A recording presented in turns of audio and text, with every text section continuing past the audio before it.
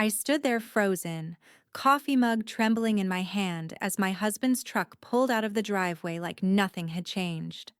The envelope on the counter gleamed in the morning light. Thin, white, official. Property title update. Only his name, not mine. 15 years as his wife, 20 years of keeping his home, raising our son, paying every bill side by side. And now, on paper, I was no one. He called it cleaner for taxes. But standing there in the silence we built together, I finally understood what I'd become.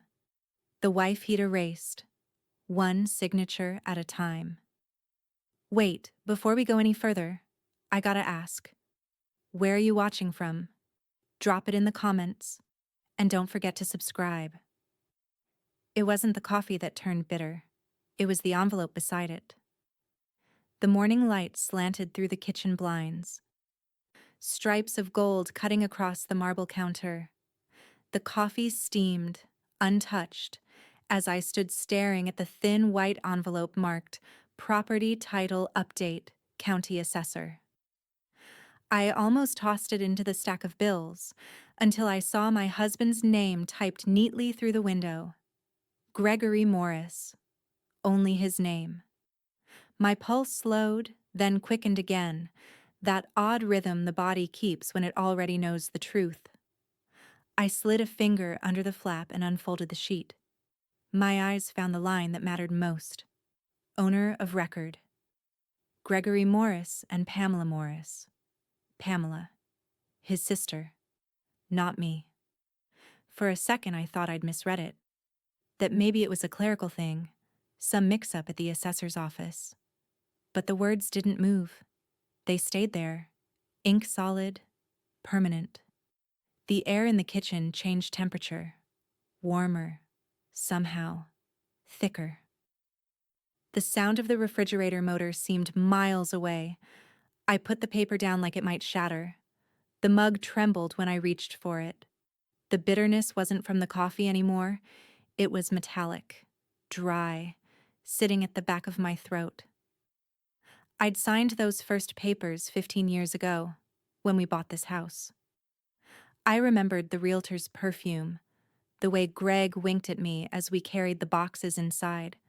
We'd called it ours before the ink even dried. That word felt holy back then.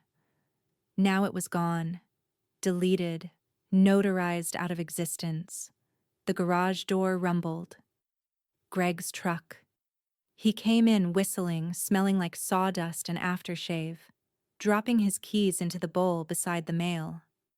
"Morning, Rach," he said, like everything was fine, like the foundation beneath our marriage hadn't just cracked. I held up the envelope. "What's this?" He glanced at it, shrugged. "County thing. Taxes, maybe." "It says my name isn't on the deed anymore." He poured himself coffee, not meeting my eyes. "Oh, that. Yeah, Pamela handled some paperwork for us. She's helping streamline the ownership structure. It's cleaner for taxes." Cleaner. The word scraped across my nerves. I studied him. The ease in his shoulders. The practiced casualness. He'd rehearsed this line. "Cleaner for taxes," I repeated. "And you thought you'd surprise me with it over breakfast?" He chuckled, patronizing. "You're overreacting, babe. It's all legal. You still live here? Nothing's changing." The paper in my hand crinkled as I tightened my grip. "Everything's changing," I said quietly. He finally looked up. There was a flicker of irritation in his eyes. The same look he used on contractors who questioned his bids. "You don't need to worry about these things. It's complicated stuff." I nodded slowly, swallowing down the heat rising in my chest. "You're right. I don't understand taxes." I turned the paper around, laid it on the counter between us like a challenge. "But I do understand betrayal." That got his attention. His jaw twitched. For a moment, neither of us spoke. The silence loud enough to make the clock tick sound like hammer blows. He broke first, forcing a laugh. God, Rachel, always so dramatic. He brushed past me to grab his phone from the charger. You should trust me once in a while. I did, I said, voice low. That's how we got here. He paused at the doorway, one hand on the frame, like he might throw another excuse over his shoulder. Instead, he said, almost too casually, don't make this a thing. It's cleaner for taxes. Then he was gone, the front door clicking shut behind him. The words echoed long after. Cleaner. The way people say clean cut or clean break. I stood there until the sunlight shifted and the coffee went cold. Something inside me cooled, too. Not defeat, exactly, but a new kind of clarity. If he could remove my name with a signature, then signatures could also undo him. I reached for my phone and took a photo of the document, then another. I slipped the envelope into the drawer beneath the cookbooks, where I kept the warranty receipts and takeout menus. Evidence disguised as clutter. The air smelled faintly of burned toast. I hadn't even realized the bread had popped up minutes ago, blackened and useless. I dumped it in the trash, washed my hands, and stared out the window at the neat row of houses across the street. Identical lawns, identical smiles. When Greg's truck reversed out of the driveway, I caught my reflection in the glass. Still, pale, composed. I whispered the only thing that made sense, a promise disguised as observation. Then it's cleaner for divorce, too. By the time Greg came home that evening, the kitchen looked exactly the same as when he'd left it. Coffee mug rinsed, counter spotless, the envelope gone. I made sure of it. I wanted him to believe everything was back to normal, that his little tax adjustment had dissolved into thin air. He kissed my cheek, absent-minded. The smell of sawdust still clung to him. Long day, he muttered, pulling a beer from the fridge. You good? Fine, I said. My voice came out steady, almost soft. That steadiness scared me more than the anger had. He leaned against the counter, watching the bubbles rise in his glass. You know, Rach, you kinda blindsided me this morning. I didn't think you'd blow up over paperwork. I told you, it's just taxes. I wiped my hands on a dish towel, careful not to look at him. Paperwork doesn't usually delete a person's name. He laughed. You're overreacting again. You always do this. Turn something simple into a soap opera. It's all above board. That tone, the calm superiority, wasn't new. It was how he talked when he wanted to make me feel small. I'd spent years mistaking it for patience. Now I saw it for what it was. Control wrapped in civility. He walked off, humming to himself, while I stood in the doorway, staring at the back of his neck. There was a faint scar there from when he'd fallen off a ladder years ago. He'd made me promise never to tell anyone he'd been drinking that night. I'd kept that secret. I'd kept all of them. Now I wasn't keeping anything. I went upstairs after dinner pretending to fold laundry. My phone buzzed on the bed, an incoming text. I almost ignored it, but the name caught my eye. Pamela Morris. It's just legal strategy. She's fine. You handled it perfectly. She won't fight you. Then another line, seconds later. Oops. Meant to send that to Greg. Sorry. My hands went cold. I stared at the screen until the blue bubbles blurred. She hadn't just confirmed it, she'd gift-wrapped the truth and sent it straight to me. I didn't reply. Instead, I screenshotted the thread, then forwarded it to my email, labeling the file Proof 1. My reflection in the phone screen didn't look like me anymore. There was something colder in my eyes, focused, stripped of illusion. Downstairs, I could hear Greg laughing at something on TV. The sound filled the house like static. I sat at my desk in the corner of the bedroom, opened my laptop, and started digging. County assessor records, property transfers, public filings.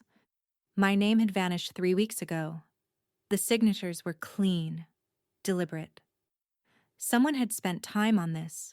Someone had assumed I wouldn't notice. They were wrong. By midnight, I had a folder full of screenshots, PDFs, and copies of every email Greg had ever sent about investment restructuring. I printed them all, labeling each page in pencil. I didn't know yet what I'd do with it, but I knew one thing for sure. I'd never let them gaslight me into silence again. When the printer finished its last page, I sat back and exhaled. The house was dark except for the lamplight spilling across the papers. The shadows looked like bars. My phone buzzed again. This time, a message from Lydia Chen. "Hey, stranger. Got your voicemail. You okay?" Lydia and I had worked together years ago, before I left my job to raise Evan. She'd gone on to become a property attorney, the kind who knew how to find the rot behind the drywall. "Not sure?" I typed. "Can I ask something hypothetical?" We talked for nearly an hour. I told her just enough to keep it general, but not so much that she'd hear the panic between my words. She listened, her voice calm, deliberate. "Rachel," she said finally, "if your name's off that deed, you've lost ownership leverage. Legally, it's not your house anymore." I stared at the wall, the weight of those words pressing into my chest. Not your house anymore. "What can I do?" I asked quietly. "You can build a case," Lydia said, "but you need to be careful. They've already made their first move." I looked down at the stack of papers covering my desk. My life in black and white. "Then I'll take back control," I whispered, more to myself than to her. "Just a different way." Lydia paused, recognizing the steel in my tone.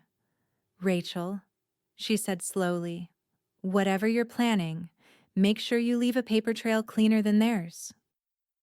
After we hung up, I turned off the lamp and stood by the window. Outside, the lawn lights flickered across the neighborhood like a row of polite lies. The air smelled faintly of honeysuckle and exhaust. Downstairs, I heard Greg moving, probably locking up for the night. Maybe texting Pamela to laugh about how crazy I'd been. I picked up my phone again and typed one new contact entry: Lydia, confidential. Then I opened a blank note and titled it simply, "War Log." The silent kind of war, the one fought with evidence, timing, and patience, had just begun. By Thursday, the sound of hammers replaced the morning birds. At first, I thought it was coming from next door. Our neighborhood was always under some kind of renovation, but when I stepped outside in my robe, the noise was coming from my own front yard. Two men in neon vests were tearing up the flower beds I'd planted myself, my grandmother's hydrangeas tossed into a black trash bag like weeds. A white truck idled at the curb, Pamela Morris Realty printed across the door. I didn't have to ask. Pamela stood near the porch, hands on hips, phone to her ear, her sunglasses reflecting me as though I were just another obstacle on the property. She smiled faintly when she saw me. "Morning, Rachel. Hope you don't mind. Greg and I talked about sprucing the place up before resale. Market's hot right now." Resale. The word hit harder than any hammer. I kept my tone even. "Interesting, because last I checked, this house isn't for sale." She tilted her head like she was speaking to a confused client. "Temporary equity move. Nothing permanent." Then she waved to one of the workers. "Please keep the noise down near the living room window. She's sensitive to sound." The casual cruelty in that single sentence told me everything I needed to know. She wasn't just helping Greg, she was enjoying it. When I stepped back inside, Greg was already at the dining table, flipping through blueprints and pretending he was busy. The same blueprints that didn't include me. "What's going on outside?" I asked, folding my arms. He didn't look up. "Pamela's organizing a few cosmetic fixes.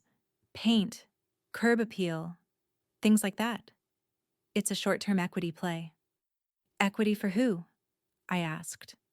"For us," he said automatically, then quickly corrected. "For the family." I sat down across from him, my voice steady. "You drained our savings account, didn't you?" He finally met my eyes, offended, not guilty. "Of course not. I moved some funds around for liquidity.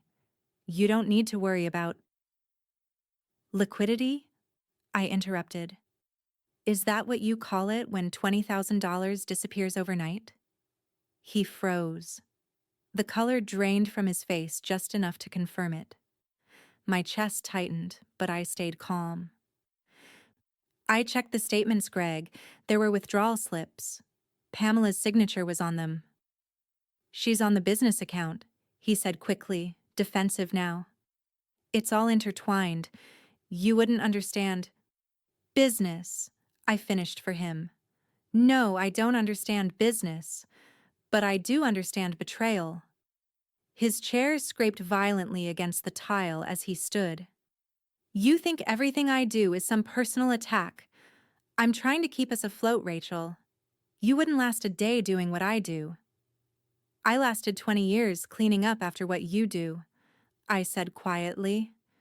He slammed a hand on the table, rattling the blueprints. "God, you always have to play the victim. You've got a roof over your head, bills paid, and this is how you thank me? By asking what happened to the roof that used to have my name on it?" For a second, I saw the flicker of fear behind his eyes, the realization that I wasn't folding this time. He grabbed his keys, muttering, "You're impossible," and stormed out the door, leaving the sound of power tools in his wake. The silence that followed was jagged, filled with the hum of betrayal. I sat there for a long moment, then reached across the table, gathering the blueprints he'd left behind. A sticky note was attached in Pamela's handwriting. List date tentative, mid-May. Mid-May. They'd already planned everything. I took out my phone and opened the recording app. The red dot blinked on, steady and small. I whispered into it, "Thursday, March 10th. He confirmed she's handling renovations, Pamela's signature on bank withdrawals." It felt strange, narrating my own downfall like evidence in a case file. But Lydia's voice echoed in my head. "Leave a paper trail cleaner than theirs." That night, Greg returned home pretending nothing had happened. He talked about dinner, the game, even asked if I'd seen his blueprints. I smiled, polite as porcelain, and turned the conversation recorder back on in my pocket. When he leaned in to kiss my cheek goodnight, I caught the faint smell of cologne that wasn't his usual kind. A sharper scent. I didn't react. Not yet. After he fell asleep, I lay awake beside him, the glow of my phone screen lighting the ceiling, recording app still open, my own breath steady in the background. The first files of my war had begun to collect. Sunday came wrapped in that forced calm families wear when something ugly is about to be dressed up as discussion. Greg had texted me the night before. "Pam and I want to have a quick family meeting tomorrow. 4 p.m. Be home." No explanation, no request. A command disguised as logistics. By the time they arrived, the house smelled like lemon polish and dust. The contractors had cleared out, leaving fresh paint that still stung my throat. Pamela breezed in first, wearing linen and perfume sharp enough to announce her before she spoke. Greg followed, carrying a folder that looked suspiciously like the one he'd used for our mortgage papers years ago. The dining table had been reset. Literally. 4 chairs on one side, 2 on the other. The seat I usually took, at the head, was gone. The space where it belonged had been filled with a potted orchid, a replacement, symbolic, maybe intentional. Pamela's touch, no doubt.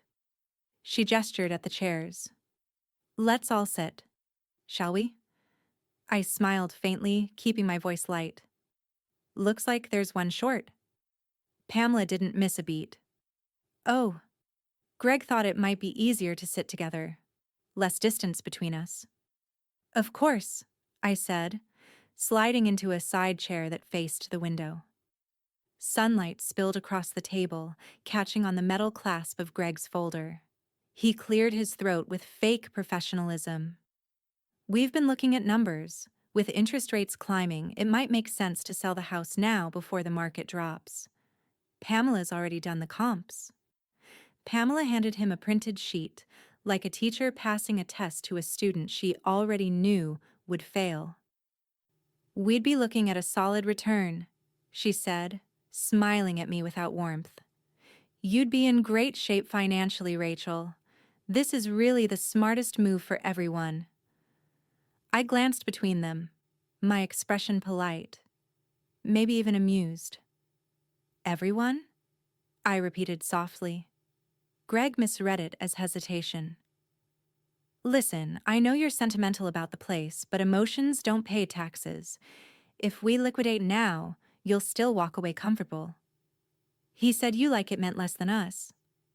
I tilted my head, meeting Pamela's eyes instead of his. It's fascinating, I said, how the two of you have turned this into such a partnership. Pamela's smile didn't falter, but her tone sharpened. Greg and I are just being practical. We're thinking long term. You're not, well, you've never really handled the financial side of things, have you? It was almost impressive how she could belittle me while pretending to offer guidance. I folded my hands neatly in my lap, pressing the small record button on my phone beneath the table. The red dot blinked to life against the fabric of my skirt. Maybe you're right, I said calmly. Maybe I don't understand your kind of math. Greg relaxed, mistaking surrender for agreement. Exactly, he said, already flipping the page. So let's get the paperwork started this week. The sooner we list, the better our position. Pamela chimed in. I can have my office handle the preliminary docs. We'll just need you to sign the occupancy release. Basic stuff. Of course, I said again, smiling. Basic stuff. I watched them congratulate themselves with glances, their voices drifting into talk of square footage and staging. They didn't notice that I wasn't writing anything down. I was recording everything. Every phrase, every inflated number, every casual implication that my opinion didn't matter. They left an hour later, confident and laughing, Pamela's perfume still hanging in the hall after the door shut. I stood there a long time before exhaling, the recording still running in my pocket until the silence felt clean enough to end it. That evening, Evan stopped by without warning. He looked exhausted, eyes shadowed, phone still buzzing from his job at the auto shop. Dad called, he said cautiously. Said you guys are selling the house? What's going on? I forced a small smile. Nothing you need to worry about, sweetheart. Just some business your aunt thinks she understands better than I do. He frowned, glancing toward the stripped front yard, the empty flower beds. Why's everything changing all of a sudden? I stepped forward and hugged him, longer than usual. You'll see when it's time, I whispered against his shoulder. He didn't press. He just nodded, sensing the undercurrent but not ready to name it. When he left, I stood in the doorway again, the cool air from outside rushing over me like a reset. Then I turned, walked back to the dining table, and placed my phone on it. Playback. Pamela's voice filled the room. You've never really handled the financial side of things, have you? followed by Greg's. Emotions don't pay taxes. Their arrogance sounded even uglier on repeat. I renamed the file Family Meeting, Exhibit A, and saved it to the cloud, just above the folder labeled Proof 1 and Bank Records. No, I wasn't fighting back yet. I was building the minefield they wouldn't see until they stepped right onto it. The night after the family meeting, Greg fell asleep the way only the guilty can. Fast, heavy, dreamless. His phone rested on the nightstand beside him, screen dim but pulsing every few minutes with silent notifications. He always slept with it face down, but tonight, maybe because of the extra whiskey or the self-satisfaction, he'd left it face up. I lay there beside him, listening to his breathing even out, slow and deep. Each exhale sounded like permission. When I was sure he was gone, I slid out of bed carefully, letting the sheet fall back into place. My pulse drummed in my ears. The room felt colder now, the way it always does when you realize the next choice could change everything. The phone unlocked under his thumbprint before the screen even dimmed. I had seconds before guilt would talk me out of it. I opened messages. At first, it was harmless enough. Work updates, group threads with contractors, even a few half-hearted texts to Evan. Then, near the top, I saw it. Pamela. The icon showed a preview of her last message. "You're brilliant, sis." I scrolled up. Greg. "She won't notice. We'll list it and cut her check later. She'll feel taken care of." Pamela. "Perfect. Keep it casual. You're brilliant, bro." Greg. "She's too emotional to handle numbers anyway. Once we sell, I'll make it up to her." Pamela. "Please. You'll make it up to yourself. Let's just get this done before May." I read them again. Then again. Each line stripped another layer of denial I didn't know I was still holding on to. It wasn't carelessness. It was a conspiracy planned between siblings who'd decided my name, my work, my years of marriage were expendable for profit. My hand shook, not from anger but from the precision of it all. This was their blueprint. I moved quickly, muscle memory guiding me. I opened settings, messages, text message forwarding, and synced his phone to my laptop. The device paired with a quiet ding, every thread duplicated in real time onto my screen, their private smugness now preserved line by line. I highlighted their conversation and exported it as a PDF. The timestamp read 12:43 a.m. It felt fitting. The middle of the night, when betrayal always feels truest. A soft snore from the bed reminded me to breathe. I clicked print. The whir of the small home printer muffled behind the closed closet door. When the final page slid out, I tucked it into a manila envelope, labeled it Text Evidence, Exhibit B, and sealed it. I didn't know what time it was when I opened my laptop again, the glow painting my hands ghost white. I attached the file to an email draft addressed to Lydia Chen. Subject line, "You should see this." Then, before I could overthink, I hit send. The message left with that soft whoosh that sounds almost innocent. I stared at the sent folder until Lydia's typing bubble appeared on my phone. Lydia. "I'm awake. Reading now." A pause. Then another message. "Rachel, this isn't a misunderstanding, it's fraud." My chest tightened. I typed back, "So what do we do?" Her reply came a minute later.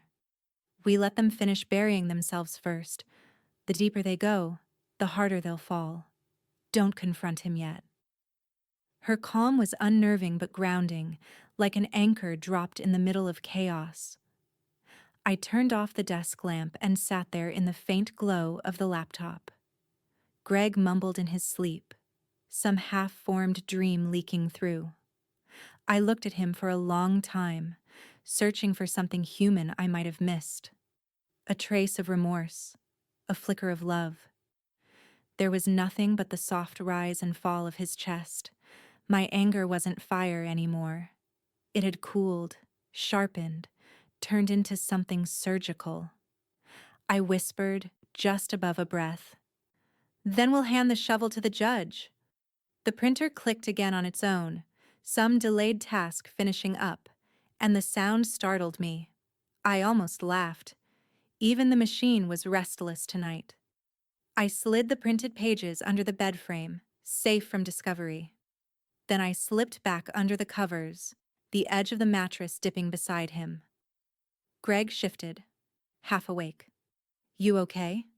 he murmured. I smoothed the sheet over his arm, my voice steady. "Yeah," I said. "Just couldn't sleep." He smiled in the dark, believing me. I closed my eyes, picturing the message thread still glowing quietly on Lydia's screen, our secret weapon waiting for daylight. The morning after I read their messages, the house smelled like peace. Fake, manufactured peace. Greg moved through the kitchen humming, as if his conscience had been wiped clean overnight. I watched him pour coffee, the same rhythm as always, the same mug that said "World's Best Dad." He slid one toward me. "Truce?" he asked, that easy grin back on his face. I matched it with one of my own. "Sure," I said, taking the cup. "Let's keep things simple." That was the last honest sentence I spoke all day. Pamela showed up late morning, all brisk energy and perfume, clutching a leather portfolio. "Hey, sis," she chirped, as if last week's meeting hadn't been a slow-motion assassination. "We just need your signature on a few new forms: title transfer authorizations, power of sale documents. Nothing dramatic." Her voice had that realtor brightness, too rehearsed, too shiny to be real. Greg added quickly, "Just procedural. You remember, taxes and all that." I smiled, handing them both fresh coffee before sitting down at the table. "Of course, I don't want to hold things up." Pamela spread the papers neatly before me, each one clipped with precision. I glanced at the lines she'd highlighted in yellow. I already knew what they were. Lydia had taught me how to read between the legal jargon. These weren't authorizations. They were transfer filings, partial ownership acknowledgments, and one quiet clause granting witnessed consent for title execution.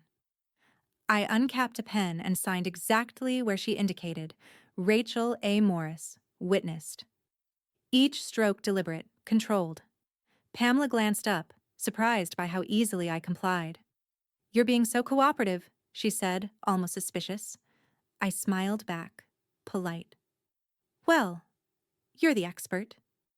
When they left an hour later, I stood at the window watching their reflections in the car mirror.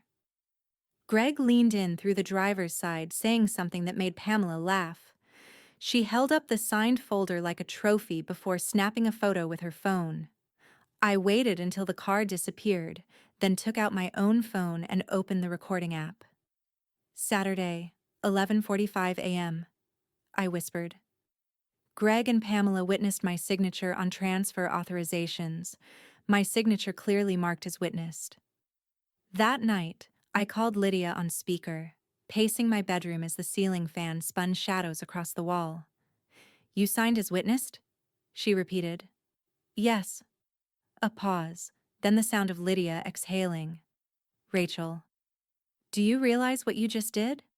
I smiled faintly. "Something smart, I hope." "You just turned their fraud into felony-level forgery," she said. "If they file those forms with your signature labeled witnessed, it implies you observed your own consent. That's legally impossible. It proves intent." My pulse didn't even rise.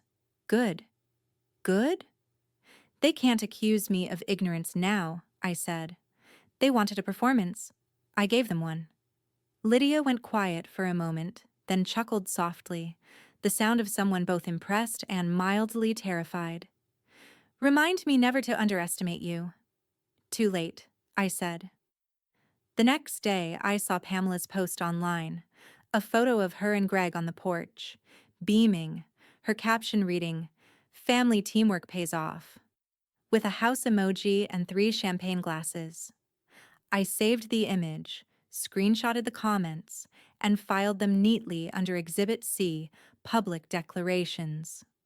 Scrolling through the thread, I studied the way people congratulated them.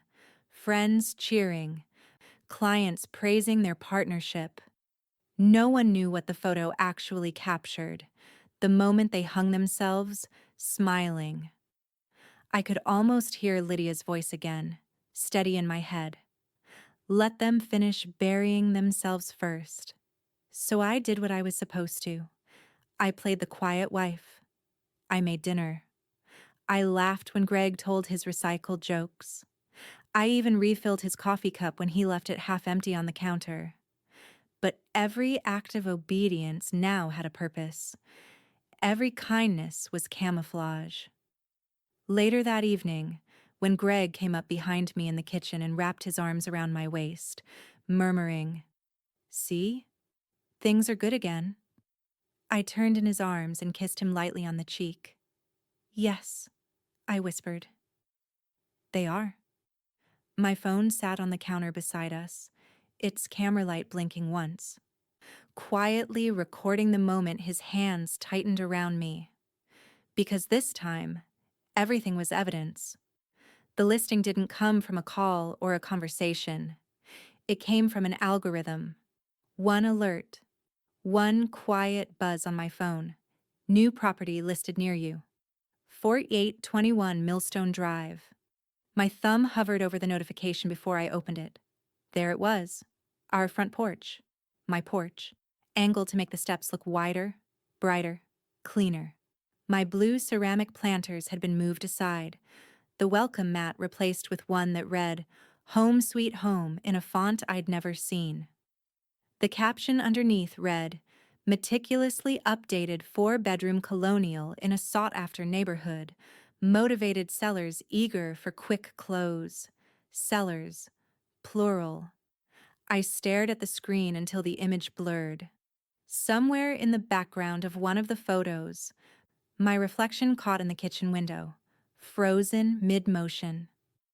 They'd staged and photographed me out of my own life, without even noticing I was still standing in it. When Greg came home that evening, he was humming. Always humming lately, like background noise for lies. "Guess what?" he said, shrugging off his jacket. "Pam's a genius. We already have showing requests." I looked up from the laptop. "I saw." His grin faltered. "You did. Hard to miss my own house online." He tried for casual. "You should be happy, Rach. We'll make a killing. It's the right time to move." "To move," I repeated. "And where will I live?" He hesitated. Half a second, maybe 2. Long enough for the truth to flicker behind his eyes. Then Pamela's voice cut through from the doorway. She'd followed him in, phone in hand. "We'll handle that later," she said briskly, as if I were a minor logistical error. "Right now, the market's our focus. You can stay with family for a bit if it comes to that." I smiled faintly. Family. How generous. Pamela didn't catch the sarcasm or pretended not to. She was already snapping another photo of the living room, angling for lighting. "It shows better on camera without personal items," she murmured, removing the framed picture of Evan and me from the mantel. I let her. Every action was evidence. When they finally left, their laughter echoing down the driveway, I opened my messages and called Lydia. She answered on the first ring. "Talk to me." "They listed it," I said. Her voice sharpened. "Publicly?" "Yes. Both their names on the listing, mine nowhere." A pause. Then, "Perfect." They just crossed from manipulation into outright fraud. Hearing her say it aloud steadied me. So we move? Not publicly, she replied. Quietly. I'll file the preliminary injunction first thing in the morning. It'll freeze the sale before they realize the trap's sprung. I almost laughed. You make it sound like chess. It is chess, she said. And they just moved their queen into open fire. The next day, the house filled with the sterile hum of potential buyers. I stayed upstairs, unseen, listening as strangers admired the renovation, and Pamela boasted about our family's property. Each lie was cleanly delivered, professionally packaged. When the last car pulled away, I walked through the silent rooms. Our rooms. Empty picture hooks. New candles on counters. No trace of the life that had been here. I began packing, but not clothes. Documents, flash drives, receipts. The photo of Evan and me that Pamela had removed sat on the counter. I slipped it into my bag. Each item went into a labeled box. Financials, recordings, signed forms, photos. My quiet armor. Outside, the for sale sign rattled softly in the wind. It looked temporary, as if it already knew it didn't belong. That night, Greg came home flushed with pride. Got a serious offer already, he said, tossing his keys into the bowl. These things move fast. I closed the lid on one of my boxes. So I've heard. He didn't notice the subtle emphasis. He was too busy scrolling through his phone, probably checking Pamela's comments. I watched him, feeling something colder than anger. Detachment, maybe. The kind that comes right before the tide pulls back for good. When he disappeared upstairs, I texted Lydia one word. Filed? Her reply came seconds later. Filed and stamped. They can't sell a thing without tripping alarms now. I looked out the window at the glowing for sale sign, its light flickering against the glass like a warning.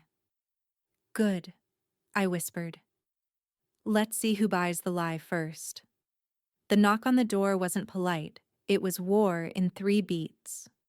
When I opened it, Pamela stood there, face flushed, hair wind-whipped, sunglasses shoved to the top of her head like a crown knocked sideways.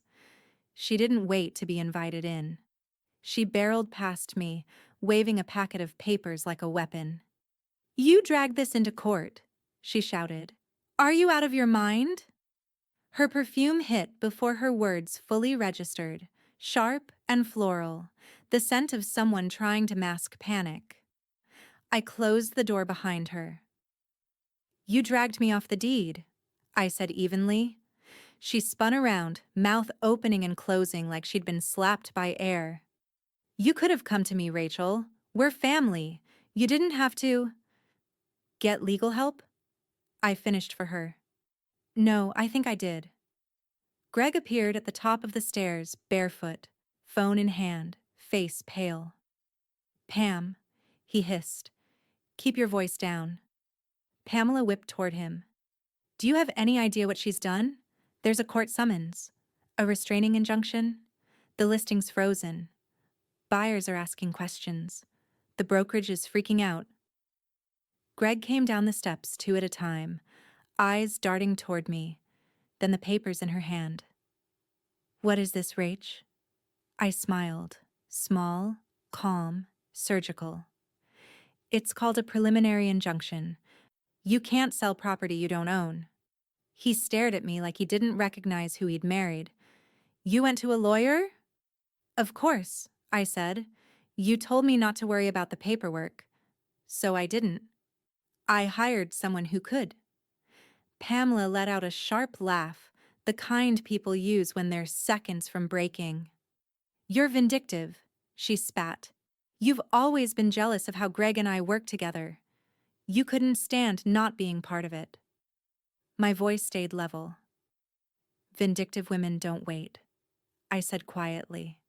"Strategic ones do." That silenced her. For a moment, only the ticking of the kitchen clock filled the space between us. Greg turned on me. desperation leaking through his composure. You don't understand, Rachel. This could ruin us. My business depends on trust. People hear about lawsuits. They pull contracts. They already have. I interrupted. Your client, the one with the new build off Lemon Tree? He called the house this morning, left a message for you. Greg froze. What message? I mimicked the man's slow Texas drawl. Said he couldn't be associated with a contractor under legal investigation. Wished you the best. His face drained. He stumbled back against the counter, gripping it like a railing on a ship taking water. Pamela paced behind him, muttering curses under her breath. Then a new voice cut through the chaos. Evans. Mom? He'd come through the side door, work uniform still on, grease smudged on his hands. His eyes flicked between the three of us, confusion shifting into anger as he read the scene. What's going on? Greg opened his mouth, but I spoke first. They took me off the deed, I said simply. Sold the house behind my back. Evan's jaw tightened. That can't be right. Pamela snapped. Don't start, Evan. You don't understand adult business. He turned on her so fast she flinched. I understand enough to know that's messed up. Greg reached out, but Evan stepped away. You told me Mom was being dramatic. You lied. The room tilted.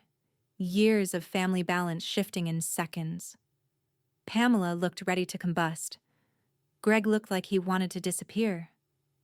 I reached for the papers still in Pamela's hand and slid them gently from her grip. Court date set for Friday, I said. You'll both get your copies. I assume you'll come prepared. Pamela's voice cracked. You think you can win this? I already did, I said, opening the door. You just haven't accepted delivery yet. She hesitated, fury and fear wrestling behind her eyes. Then she shoved past me, storming down the driveway.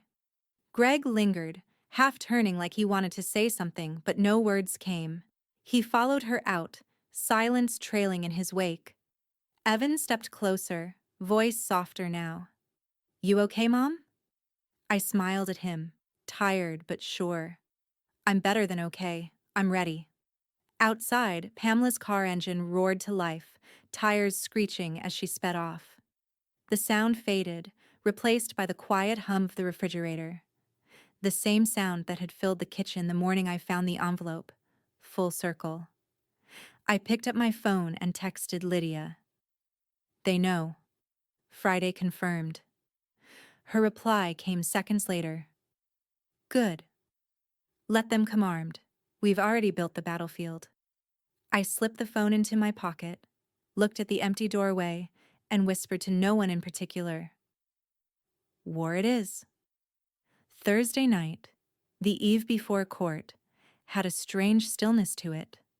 The kind of quiet that feels borrowed, like the air is holding its breath. I sat at the kitchen table, surrounded by folders, exhibits, and the muted glow of my laptop. Lydia was on video call, her expression sharper than usual, the faint reflection of legal documents flashing across her glasses. Rachel, she said slowly, I found something.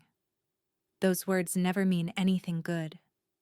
She angled her screen toward me, revealing a document marked confidential, loan agreement. The header bore Greg's construction company logo, but the signature at the bottom wasn't business. It was personal.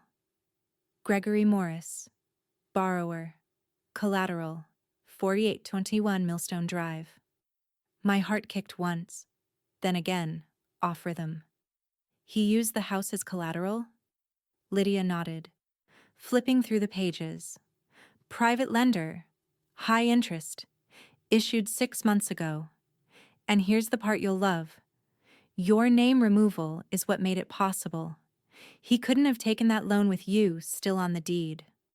For a second, I couldn't speak. The room tilted, edges warping. I'd thought the betrayal was complete. But this was new depth. A hole beneath the hole. She continued, voice low but steady.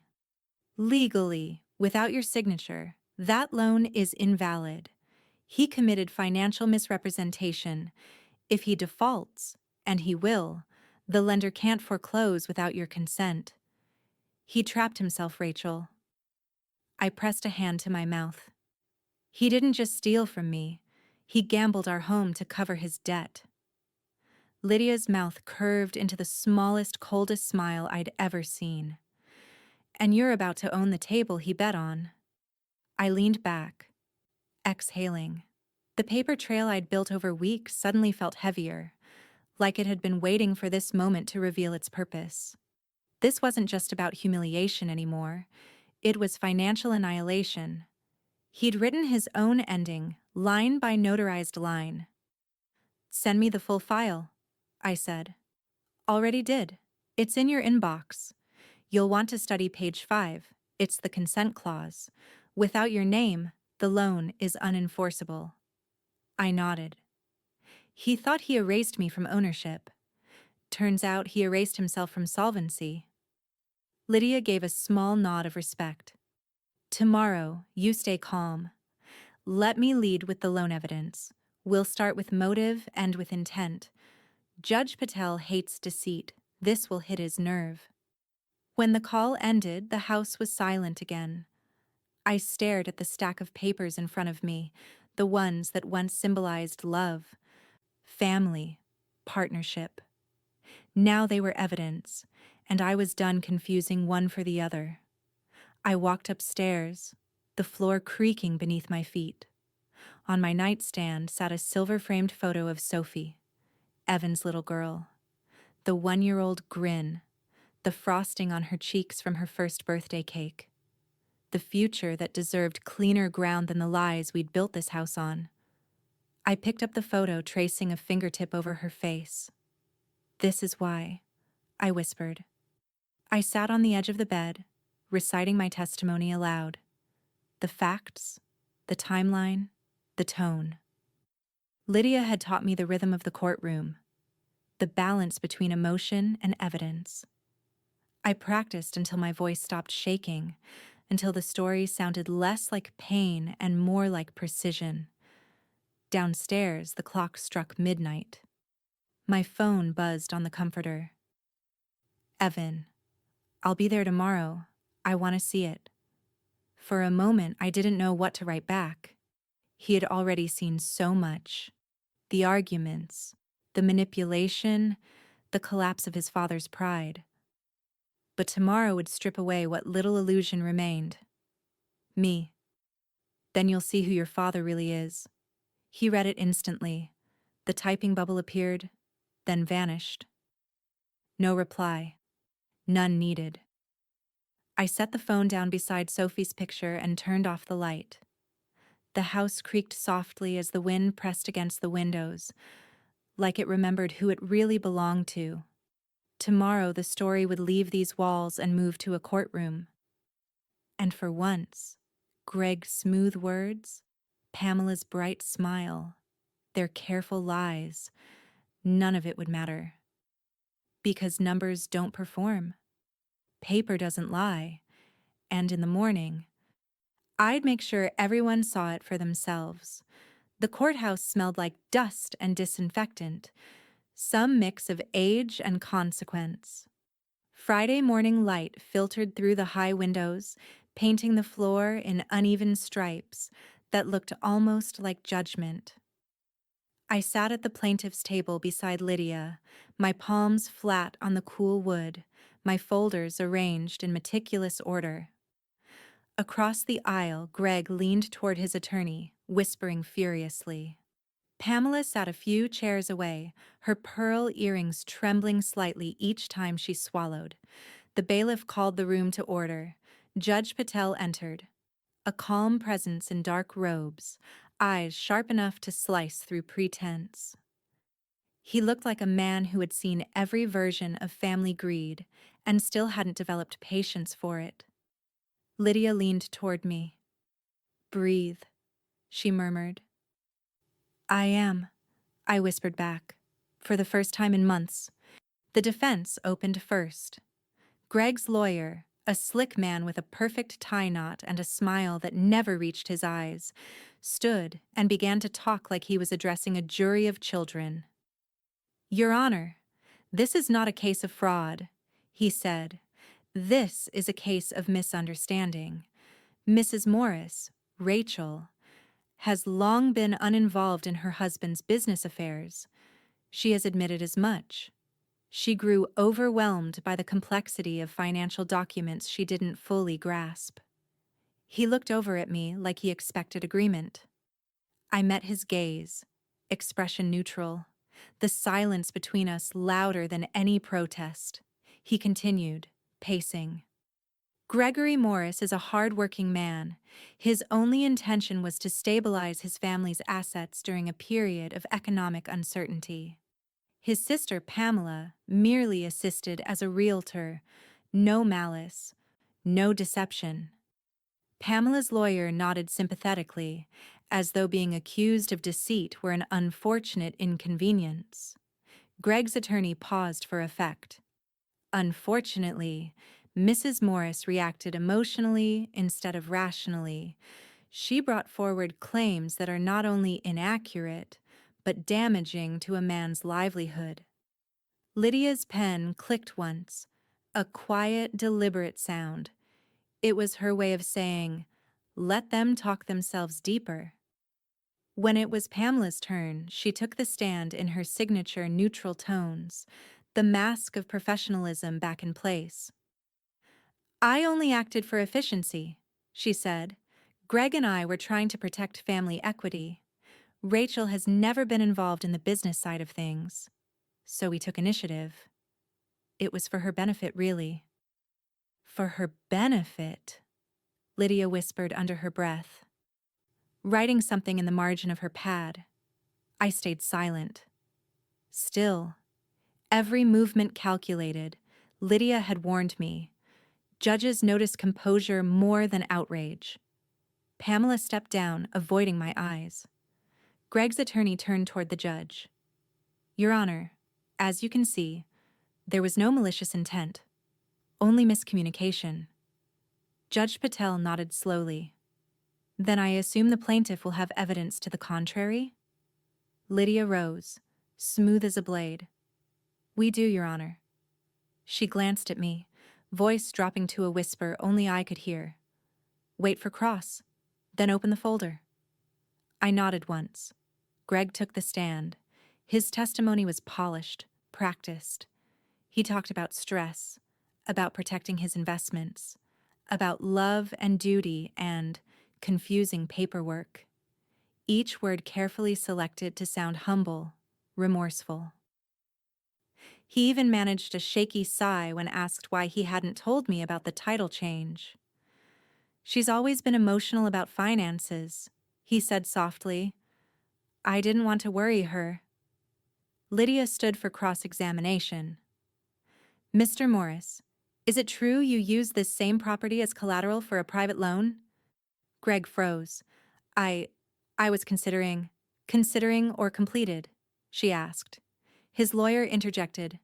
"Objection? Irrelevant." "Sustained," the judge said mildly. "Counsel, stay within the deed context." Lydia nodded, unfazed. "Of course, Your Honor. Mr. Morris, you've testified you acted out of concern for your wife. Could you read aloud this text message sent from your phone on April 4th? She held up a printed exhibit. He took the page, scanning it, his face drained. "I don't recall this message." Lydia handed a second copy to the judge. "For the record, she won't notice. We'll list it and cut her check later." A murmur rippled through the courtroom. Greg's lawyer started to rise, but Judge Patel raised a hand. "Sit." Lydia looked at me, a flicker of signal. My cue.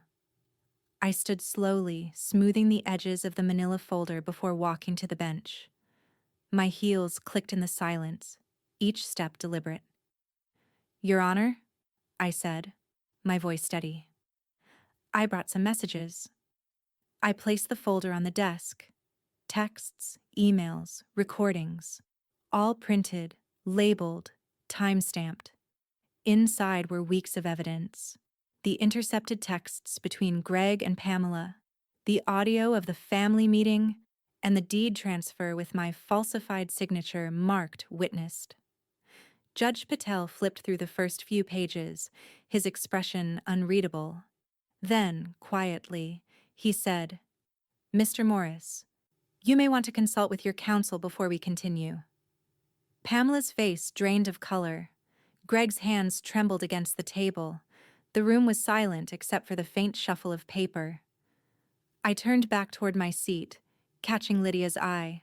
She gave the smallest nod. The tide had turned, and everyone in that courtroom could feel it.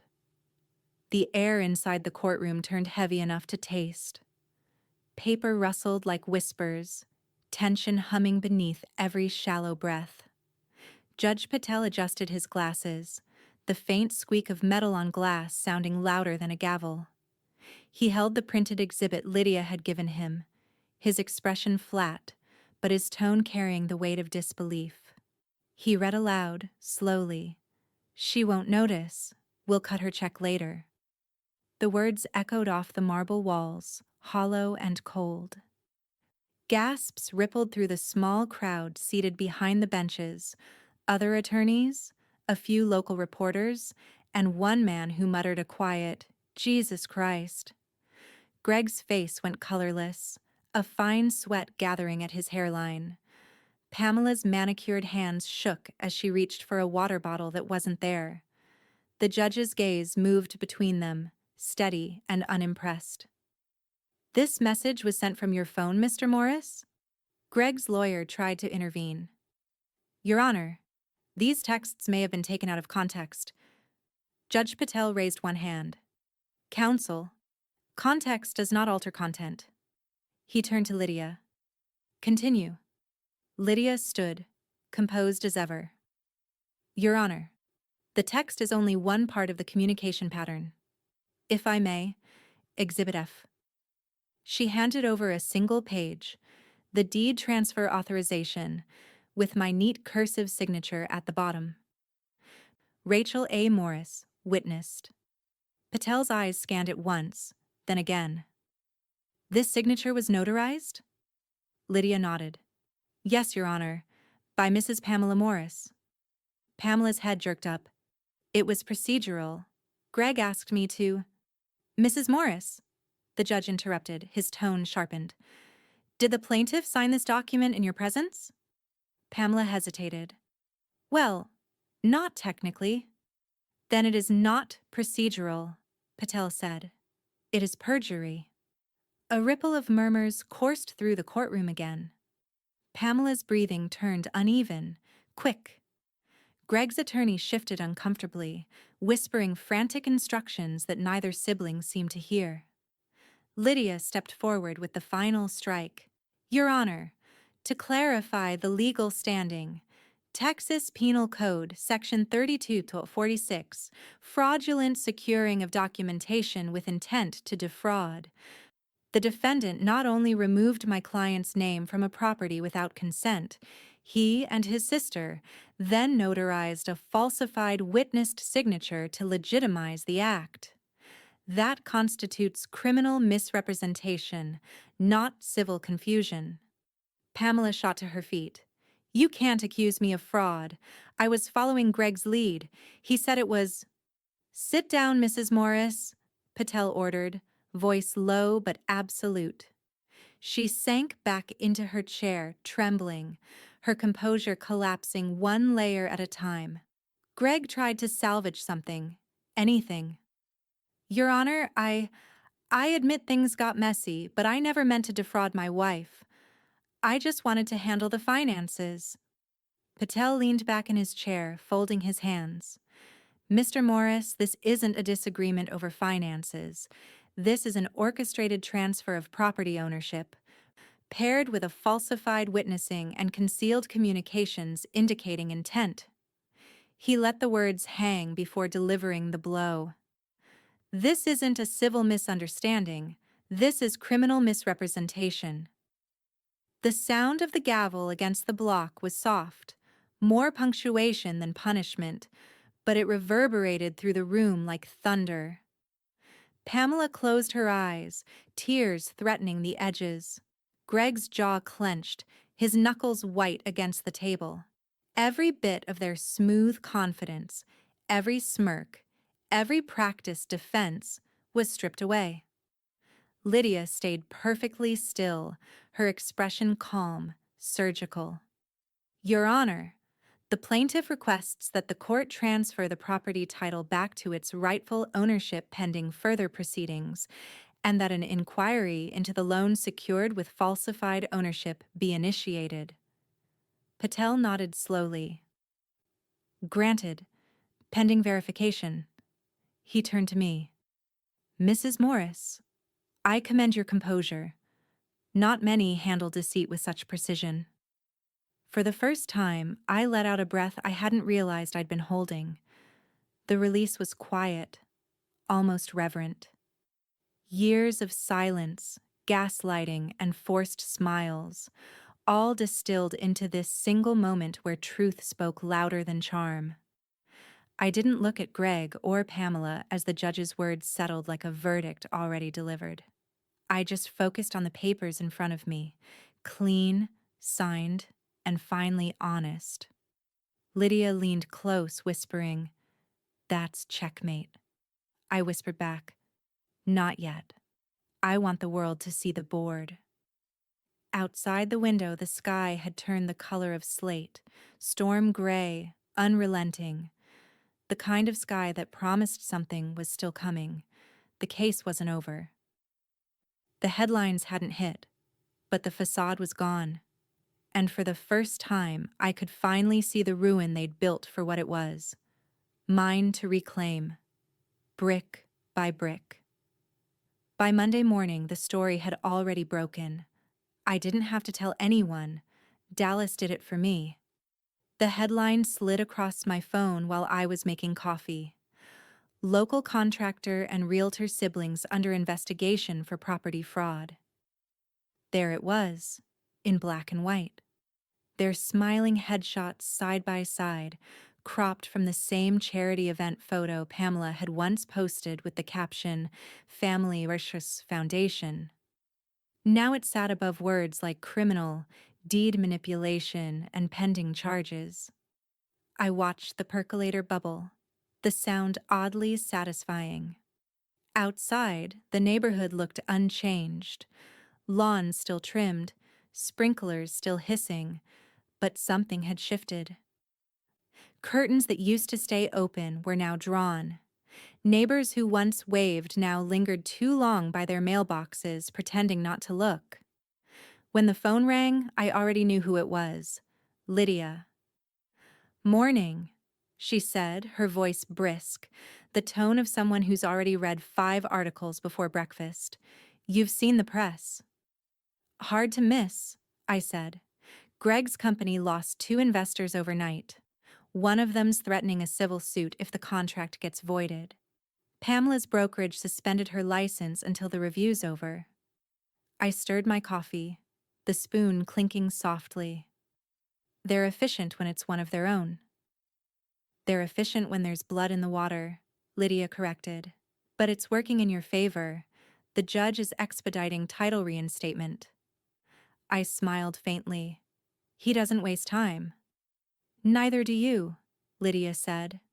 Then quieter. Rachel, they'll settle before sentencing. That's my read. Greg's attorney's already reached out to negotiate damages. I'm not after money, I said. I know, but I just want my name back. Lydia paused, then exhaled. You're getting it. Maybe sooner than you think. That afternoon, Evan showed up at the door with a duffel bag over his shoulder. He looked older somehow, like the courtroom had sanded away whatever innocence he still had about his father. Hey, I said softly. He managed a small smile. Mind if I stay for a while? I opened the door wider. You don't even have to ask. Inside, he dropped the bag by the stairs and sat at the kitchen table, the same table where it had all started. "Dad's a mess," he said. "The company group chat's a disaster. Half the crew doesn't know if they should show up tomorrow. Pamela called me crying, said I should talk sense into you." I raised an eyebrow. "Did you?" He shook his head. "No, I told her you already made more sense than both of them combined." For a moment, the tension cracked. I laughed. A small, surprised sound. Evan smiled. A real one this time. He leaned back, rubbing the back of his neck. "You know, when I was a kid, I thought Dad could fix anything. He'd patch drywall, repair engines, build decks out of nothing. I guess I thought that meant he was solid." "He built a lot," I said quietly. "He just didn't build honestly." Evan nodded.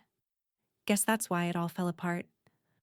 We sat there in silence, the kind that isn't heavy, just real. By Friday, the court clerk called. The property records had been corrected. Owner of record, Rachel A. Morris. I printed the document and held it in both hands, the ink still smelling faintly like heat. The house had been mine before, in theory, but now it was legally, undeniably, mine again.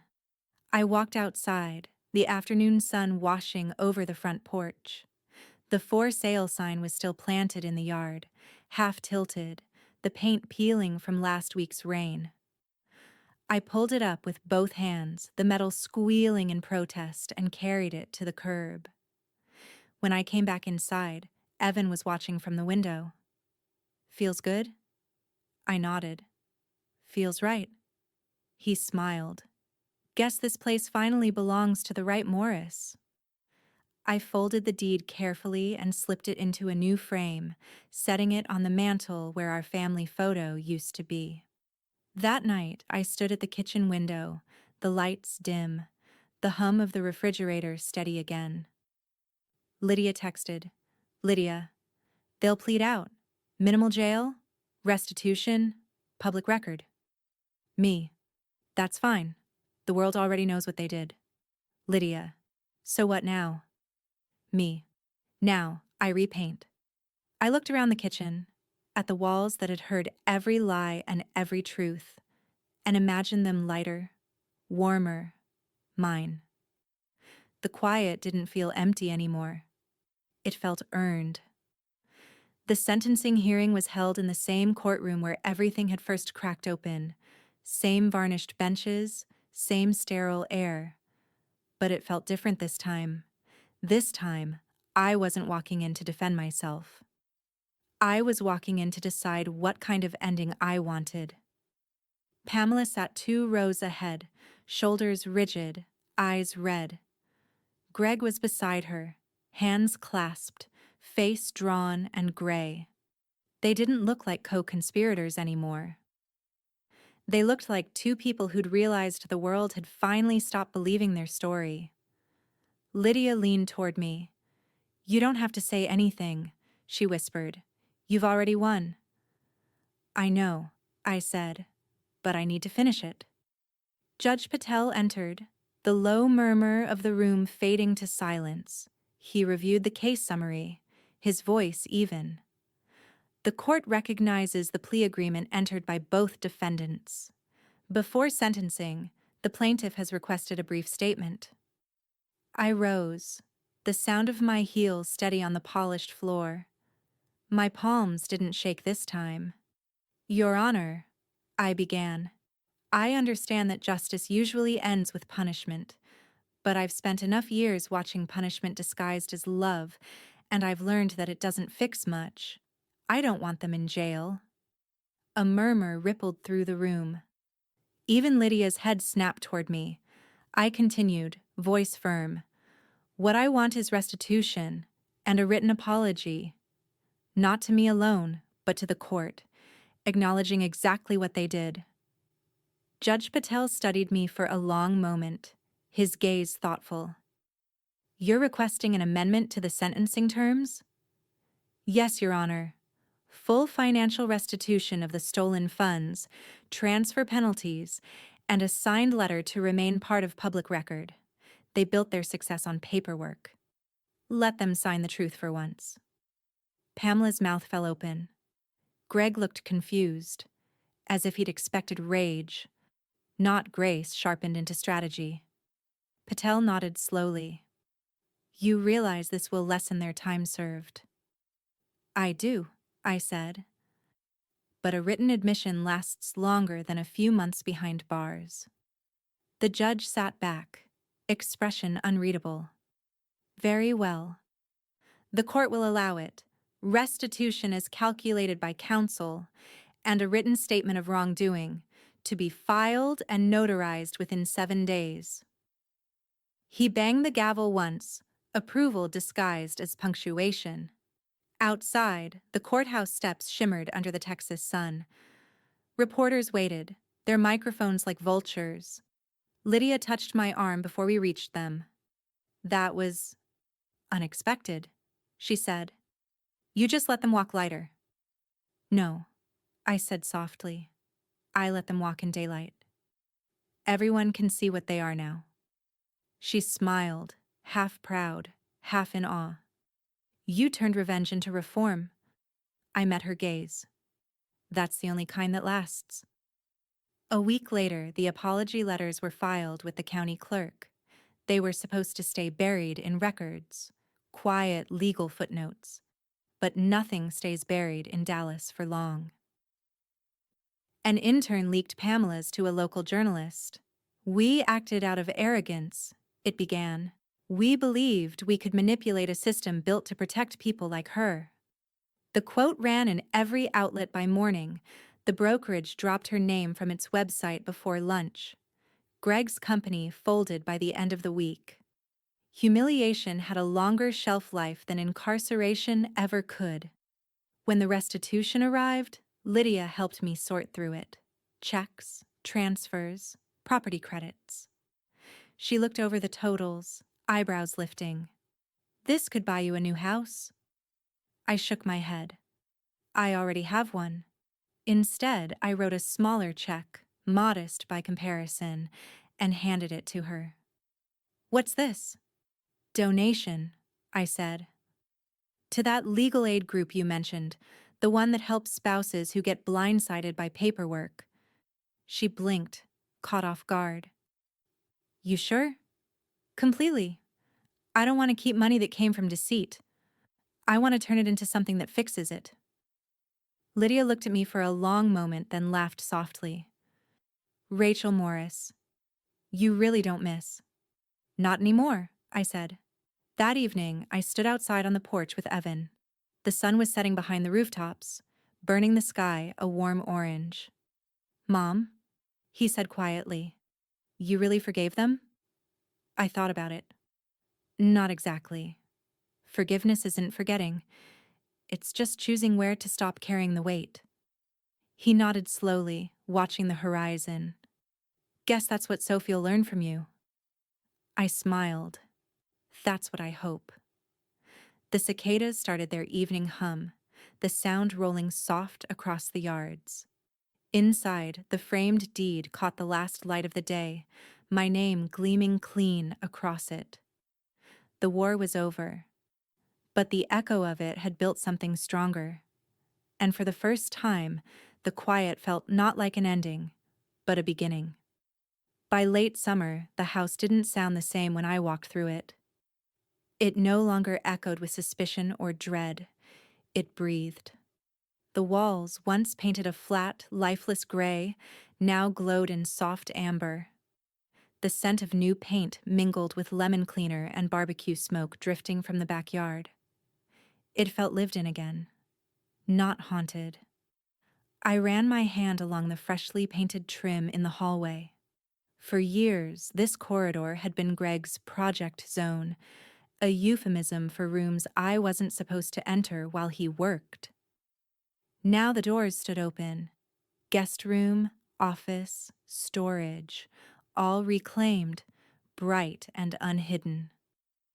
Evan was on a step stool in the foyer, screwing in a new brass lock. You sure about the keypad? He asked, tightening the hinge. Positive, I said, holding the new title frame beneath the entry light. The parchment glowed faintly, the ink crisp and final. Owner of record, Rachel A. Morris. He climbed down, wiping sweat from his temple. Guess that's official. I smiled. Guess so.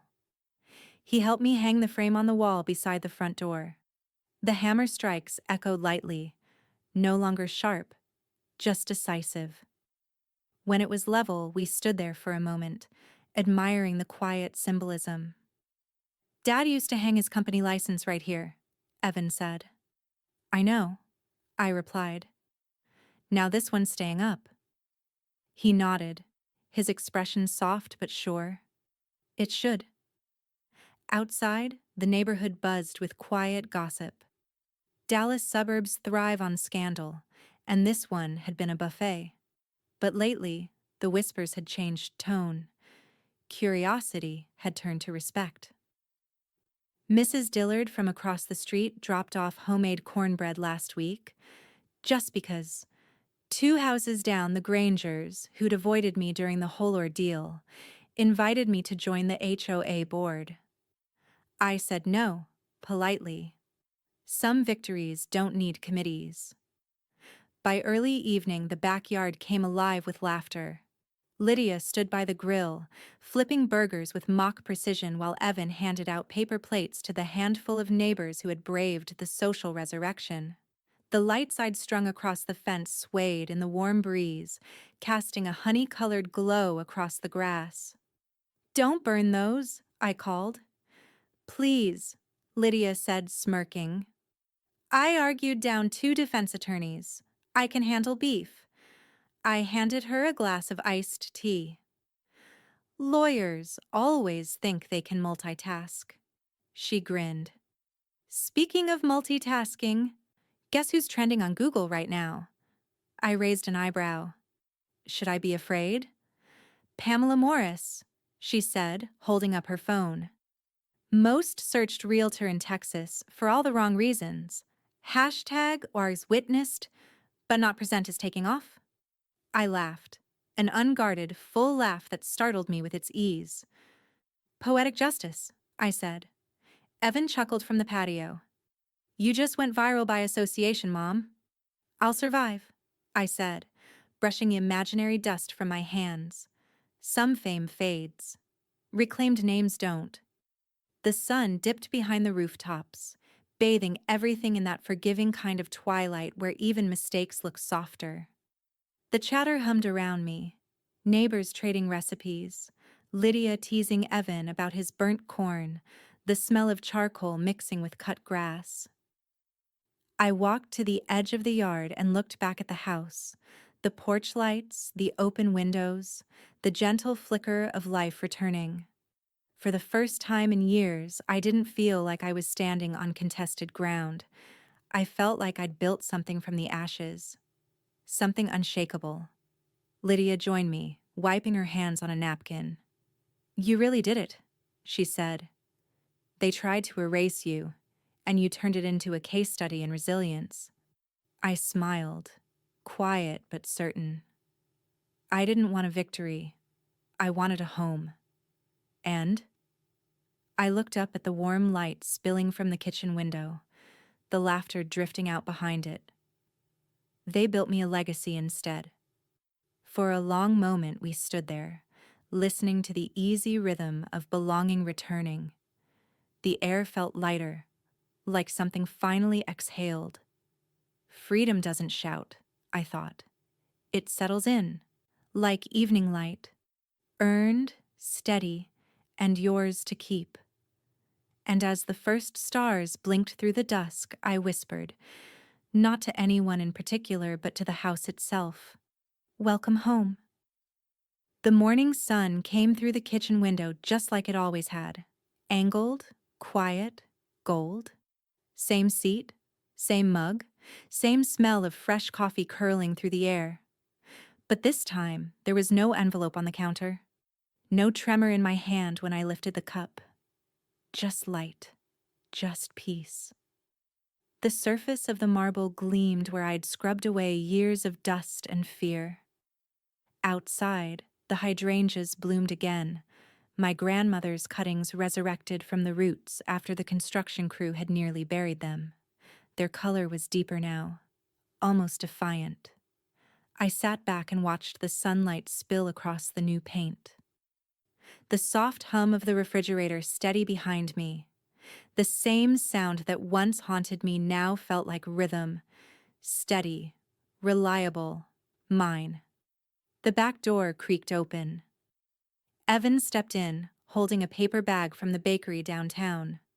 "Still like cinnamon twists?" he asked, smiling. "Some things don't change," I said, standing to grab plates. He set the bag down and leaned against the counter, glancing around. "You've been busy. Looks different." "It feels different," I said. "That's the real change." He studied the space for a moment. The open windows, the framed deed beside the door, the fresh flowers on the table. Then he said, almost shyly, "You know, Mom, you didn't just win a case." I met his eyes. "No," I said, a small smile forming. "I reclaim my name." He walked around the counter, hugged me tight. For a second, the air filled with that same safety I hadn't felt since he was a boy, pure, unguarded. He pulled back, looking older, softer. "And your piece," he said. That one hit deeper. "Yeah," I whispered. "And my piece." We ate quietly for a while, comfortable in the silence. Outside, the wind moved the curtains just enough to make them dance. When my phone buzzed, I almost didn't check it. Old habits. Waiting for bad news. But this time, the name on the screen made me smile. Lydia. "Good morning, homeowner," she said when I answered. "You busy being inspirational?" "Trying to eat breakfast," I said. "Why?" "Because Judge Patel called me this morning." I could hear the grin in her voice. "He's organizing a seminar on women's property rights and legal literacy. He wants you to speak." I laughed. "Me? I'm not a lawyer." "You don't have to be. You're a story, a living case study. You turned deception into precedent." I leaned against the counter, the warmth of the mug seeping into my palms. What would I even say? "Tell them the truth," Lydia said. "Tell them what it feels like to get your name back." There was a pause. Then her voice softened. "You earned that, Rachel. Not everyone does." When the call ended, I stood by the window again, watching the sunlight climb higher up the walls. The house felt awake. So did I. On the fridge, held by a magnet shaped like a key, was a crayon drawing Sophie had made. A stick figure family standing in front of a square house with bright yellow windows. She'd labeled it in shaky letters. "Grandma's home." It wasn't perfect, but it was real. And real was more than enough. Evan gathered his keys and kissed my forehead before leaving for work. "See you tonight," he said. "We'll grill again?" "Only if you promise not to burn the corn this time." He laughed on his way out, and the door clicked shut softly behind him. The quiet returned, but it didn't feel empty. It felt earned, like the stillness that comes after the last line of a good story. I sat back at the table, took another sip of coffee, and looked around at the space that had nearly been taken from me. This kitchen had once witnessed betrayal, evidence, confrontation, justice, and now, something better than all of them: continuity. For a moment, I thought about that first morning, the envelope beside the cup, the metallic taste of betrayal. The circle had closed, not in vengeance, but in ownership. And as sunlight poured through the blinds, washing everything in gold, I whispered the truth I'd waited a year to understand. They took my name off the house deed, so I built a life they'll never have a key to. The clock ticked once, the refrigerator hummed, and outside, the day began. Mine, entirely.